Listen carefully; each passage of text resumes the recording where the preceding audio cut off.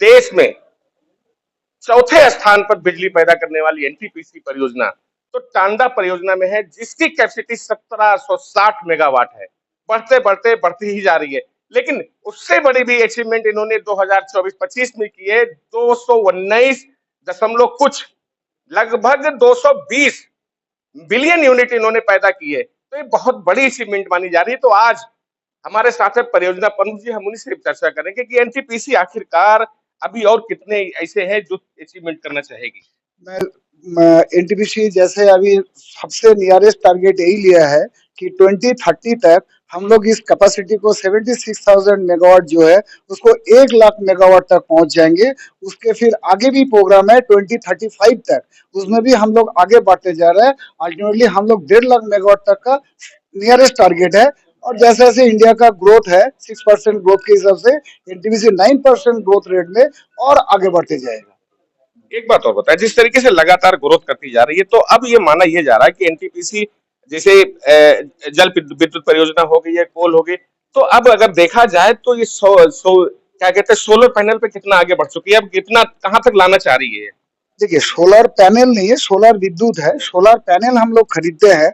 हम लोग actually solar के लिए as a India India nation as well as NTPC बहुत आगे बढ़ने का कोशिश कर रहे हैं। बट हमारा क्या है, इंडिया में अभी भी सोलर पैनल बाहर से खरीदना पड़ता है, जिसमें चाइना का बहुत ज्यादा बड़ा रोल है। तो उसमें कुछ रुकावट है, उसका दाम ज्यादा है, बाहर का मार्केट के ऊपर डिपेंडेंट कर है, ग्लोबल मार्केट के ऊपर। तो इंडिया गवर्नमेंट ने एक अच्छा स्टेप लिया, सेमीकंडक्टर का लिए हम लोग आगे बढ़िया से प्रोग्राम बनाया है। उस हिसाब से आगे सोलर पीवी सेल इंडिया में अगर बनने लगेगा तो हमारे इंडिया में तो सभी जगह में हमको लग रहा है धूप मिलना लोगों को ढूंढना पड़ेगा किस जगह से हम धूप सेके, बाकी पूरा सोलर ही सोलर आ जाएगा। क्योंकि एनटीपीसी ने भी ये टारगेट किया है कि कोल हमारा 60% होगा और रिन्यूएबल एनर्जी 40% होगा। और जो अभी का स्थिति में है 70-30 रेशियो है, उसको 60-40 में, मतलब कोल के ऊपर डिपेंडेंट कम करके हम सोलर के ऊपर चला जाएंगे। और सारे बिल्डिंग, सारे घर का रूप में हम सभी जगह में सोलर पीवी से लगाएंगे। सभी जगह में अपना ही विद्युत बनाएगा, अपना ही कंज्यूम करेगा, जो एक्स्ट्रा होगा दूसरे को हेल्प करेंगे। तो दोस्तों एक बात और बताएं कि लोगों की धारणा है कि एनटीपीसी एक कंपनी है, बिजली पैदा करती है, बेचती है, पैसा कमाती है, लेकिन उसके अगर बैक में जाते हैं, देखते हैं, तो इन्होंने बहुत सारे सोशल एक्टिविटी है, सोशल काम करते हैं। क्या है सोशल वर्क इनका? सर, लोगों की धारणा कि एनटीपीसी एक कंपनी है, बिजली बनाती है, बेचती है, यानी कि एक दुकान है, लेकिन उसके पीछे बहुत सारे राज छुपे हैं। हाँ, बिजली देखिए, कोई भी बिजनेस चलने के लिए थोड़ा बहुत तो प्रॉफिट करना पड़ेगा, नहीं तो कंपनी आगे आगे नहीं बढ़ेगा, चाहे वो प्राइवेट कंपनी हो, सरकारी कंपनी हो, सभी में। तो एनटीपीसी की इसके तरह थोड़ा बहुत प्रॉफिट कर लेता है। लेकिन एनटीपीसी पॉलिसी में ये भी है, अगर आप प्रॉफिट बना रहे हैं ठीक है, लेकिन प्रॉफिट का जो एवरेज 3 साल का जो एवरेज है उसका सम परसेंटेज गवर्नमेंट ने भी सेट कर दिया है। इस परसेंटेज को आपको आसपास के गांव में इस तरह से आपको सीएसआर एक्टिविटी में करना पड़ेगा। उसका नाम दिया गया है corporate social responsibility. Corporate social responsibility में हमको प्रायोरिटी दिया गया है health, education, road construction, plus जितना सारे अफेक्टेड पीपल है उसका भी।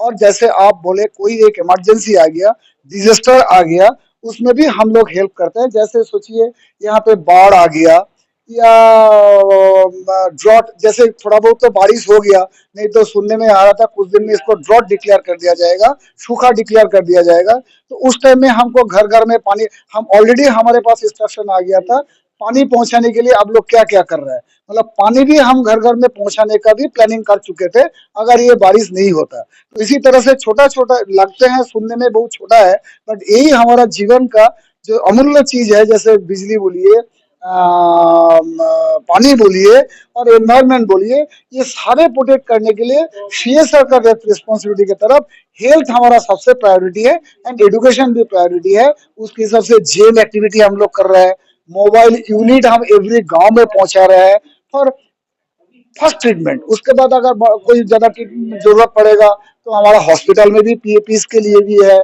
उसके बाद गवर्नमेंट के डिफरेंट पॉलिसीज है, वहां पे जाके उन्होंने ट्रीटमेंट करा सकते हैं। बट शुरू में जैसे लोग गांव वाले बोलते हैं कि हमारा अप्रोच नहीं है, हम पहुंच नहीं पाते हैं। तो इसीलिए हमारा मोबाइल यूनिट जो मूविंग वैन है वो जाके अपने एकदम डायरेक्टली उनका गांव में जाके पंचायत भवन में जाके उनका वहां पे ट्रीटमेंट करता है। पूरा आसपास का गांव प्लस उसका आदमी को लेके हम एक ही साथ विकसित होना चाहते हैं। उस तरह का विकसित होने के लिए सीएसआर हमारा सबसे बड़ा टूल है। तो सीएसआर में सबसे ज्यादा हम लोग ध्यान देते हैं। बहुत बहुत शुक्रिया। तो ये थे परियोजना प्रमुख, इनका साफ तौर से करना कि जिस तरीके से एनटीपीसी लगातार ग्रोथ पे ग्रोथ और अचीवमेंट करती जा रही है, तो कहीं ना कहीं जो इनका अपना मुख्य ध्येय एनटीपीसी के ग्रोथ के साथ साथ जो अगल बगल के लोग हैं, अगल बगल के इलाके हैं, उनमें चाहे आपदा हो, स्वास्थ्य हो, शिक्षा हो, सबको लेकर के चलना, कहीं ना कहीं उसमें विकास में भी इनकी भागीदारी बढ़ती जा रही है। Noor Alam, prime 7 UP news, Ambedkar Nagar.